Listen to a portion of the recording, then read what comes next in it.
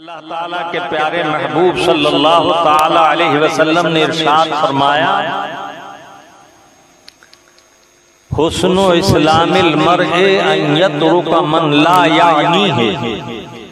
बेहतरीन मुसलमान वो है, अच्छा मुसलमान वो है कि हर उस चीज को छोड़ दे जो बेमकसद और बेफायदा। इसे हम बीड़ी पर भी चस्पा कर सकते हैं। बीड़ी पीने से कोई फायदा आज तक कोई डॉक्टर नहीं बताता। मुझे याद है मैंने किसी रसाले में एक मजमून पढ़ा था, किसी बूढ़े से उसके बच्चे कहते थे कि अब्बा बीड़ी मत पिया करो।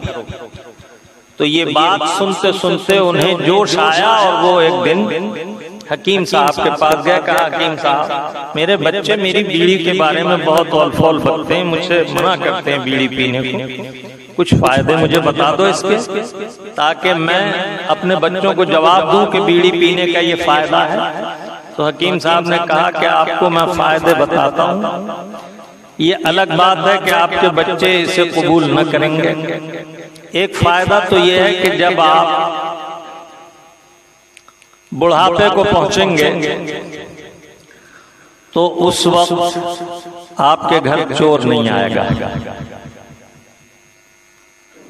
दूसरा फायदा यह है कि जब आप बूढ़े हो जाएंगे तो कुत्ता तुम्हारे करीब नहीं आएगा। बोले ये तो बड़ा काम की बात है। तो हकीम साहब ने कहा, बात पूरी भी तो सुन लो। बुढ़ापे में इतना खांसेंगे आप कि खांसने की वजह से चोर पहले ही समझ लेगा कि जाग रहा, खांस रहा। अब इसे तुम फायदा समझो या नुकसान समझो। और कुत्ता इसलिए करीब नहीं आएगा कि बिना डंडे के तुम चल नहीं पाओगे, फेफड़े खराब हो जाएंगे, कमर झुक जाएगी और डंडे के सहारे की जरूरत होगी। तो वो कहने लगे कि ये तो हकीम साहब सुन के लड़के मेरे और ज्यादा भड़क जाएंगे। तो उन्होंने कहा कि बात यही सच है, क्या तुम ये नहीं देखते कि लोहे का इंजन जो डीजल या पेट्रोल से चलता है, जो धुआं उससे बनता है उसे वो इंजन बाहर फेंकता है साइलेंसर के जरिए, और तुम धुआं अंदर ले जाते हो। और तुम्हारे फेफड़ों की नसें तो बड़ी लतीफ और नाजुक हैं। जब फौलादी इंजन धुएं को बर्दाश्त नहीं कर सकता तो तुम्हारी ये नसें किस मंजिल को पहुंचेंगी।